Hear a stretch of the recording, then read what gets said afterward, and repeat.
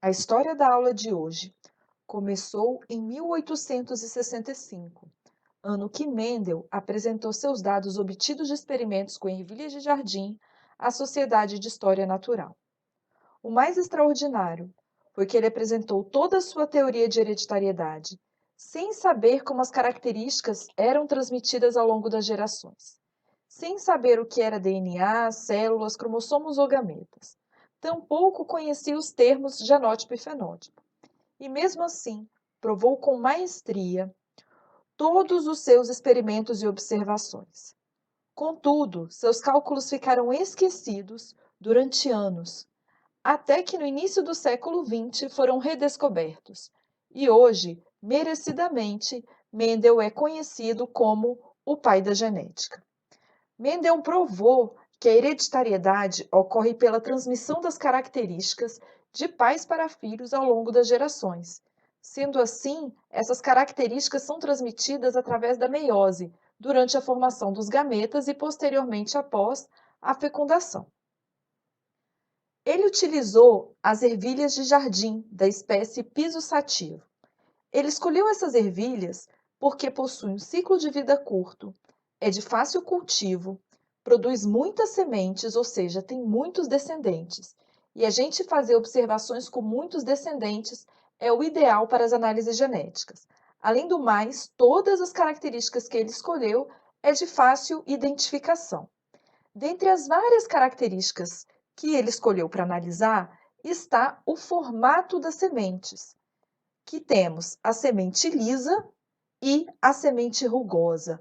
O fenótipo liso e rugoso é determinado devido à perda de água durante o amadurecimento dessas sementes. A semente rugosa perde mais água do que a semente lisa. Mas essa perda de água, esse fenótipo, está relacionado com o genótipo. Esse genótipo é determinado por um gene, chamado de enzima de ramificação de amido.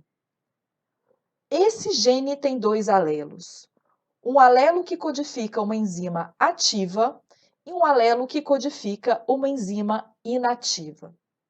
Essa enzima ativa, ela tem uma característica de dominância. Por que dominância? Porque essa característica ela pode ser observada em homozigose ou heterozigose.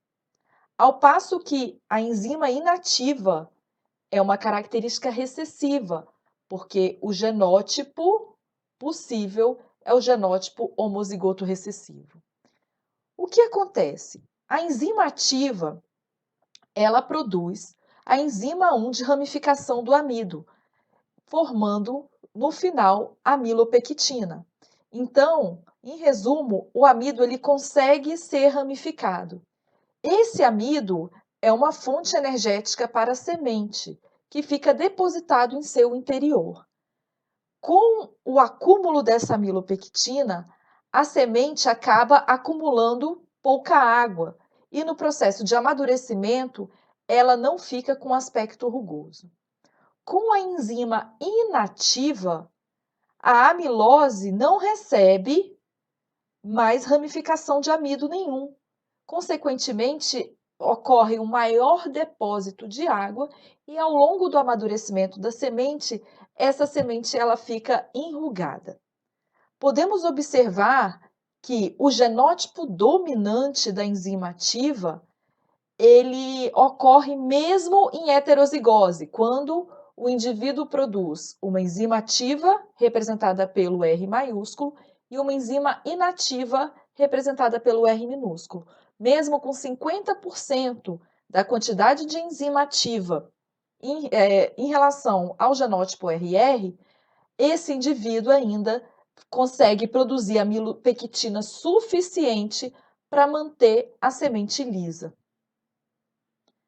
Mendel, com esses dados, Mendel começou a descrever seus experimentos. E como ele fez?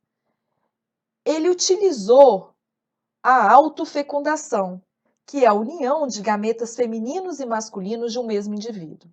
Então, ele foi fazendo autofecundação dessas sementes até obter linhagens puras, ou seja, aquelas linhagens em que 100% dos seus descendentes tinham a mesma característica da linhagem paterna ou materna, né, dos seus genitores. A mesma coisa ele fez com as rugosas. Ele cruzou essas rugosas até obter 100% dos seus descendentes puros, iguais aos genitores. Posteriormente, o que ele fez? Ele descreveu o que era a geração P, que nos experimentos dele ele chamou de geração pura. E observou, então ele fez uma autofecundação dos indivíduos rugosos para ter certeza que eles só teriam sementes puras, rugosas. Assim fez com liso também, autofecundação, até ter certeza que 100% dos seus descendentes eram lisos. Essa geração, os indivíduos da geração P foram cruzados. Consequentemente, eles tiveram descendentes e todos os descendentes eram da característica lisa. Vamos pensar o porquê. Se a gente for pensar nos gametas gerados por os indivíduos rugosos, como ele tem dois alelos R minúsculo, R minúsculo, os únicos gametas possíveis de serem formados era R minúsculo. Acontecia a mesma coisa com as sementes lisas, que os seus alelos era R maiúsculo, R maiúsculo. Contudo, por isso, só conseguia produzir gametas R maiúsculo. Quando esses dois gametas se uniam para formar os indivíduos, eles geravam indivíduos R maiúsculo, R minúsculo. Então, a gente já sabe que esse genótipo aqui é um genótipo liso.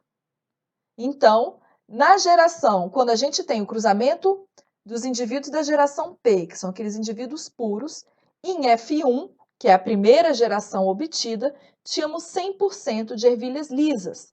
Por que não gerou ervilhas rugosas? Não gerou ervilhas rugosas porque todos os indivíduos gerados eram heterozigotos. R maiúsculo, R minúsculo. E para ser rugoso, teria que ser R minúsculo, R minúsculo. E Mendel continuou seus experimentos. Ele fez uma autofecundação dos indivíduos de F1, que eram heterozigotos e 100% dos indivíduos eram lisos.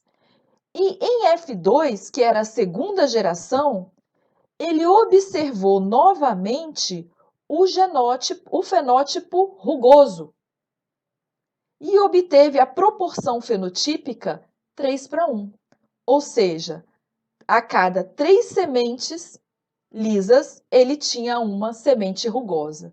Mendel não sabia, mas hoje nós sabemos que esse fenótipo que ele observou foi ocasionado pela composição genotípica das sementes. Aqueles indivíduos que possuíam o R maiúsculo, ou seja, o alelo dominante, eram todos lisos. E aqueles indivíduos que possuíam dois R's minúsculos eram rugosos. Como que a gente pode fazer esse cruzamento para todas as características genotípicas que nós temos?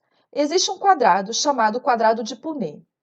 Esse quadrado ele é muito importante, ele é interessante a gente conhecer para a gente conseguir fazer um cruzamento de forma adequada, principalmente quando a gente tiver mais genes envolvidos. Como a gente faz? A gente, por exemplo, vamos pegar o exemplo dos indivíduos de F1 que são heterozigotos. Um alelo vai para um gameta e o outro alelo vai para outro gameta. Numa linha de cima, a gente representa os gametas maternos e na linha de baixo os paternos, ou vice-versa, não tem problema. Então, esses indivíduos aqui de F1, produziam que alelos? Que gametas?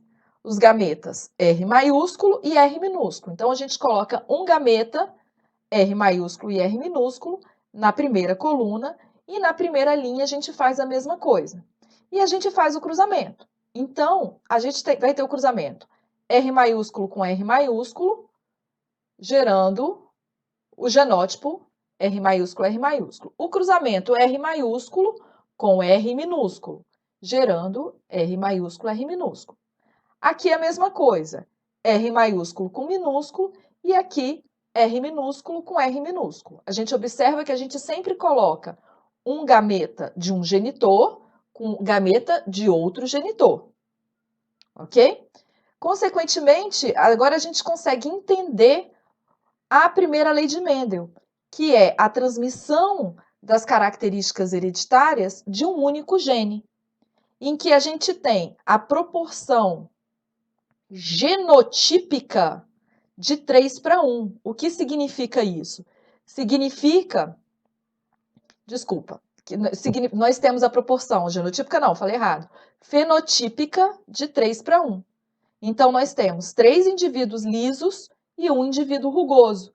E quando a gente faz esse quadrinho aqui, de Punnett, a gente consegue observar, aí sim, a proporção genotípica, que é um homozigoto dominante para 2 heterozigotos e um homozigoto recessivo.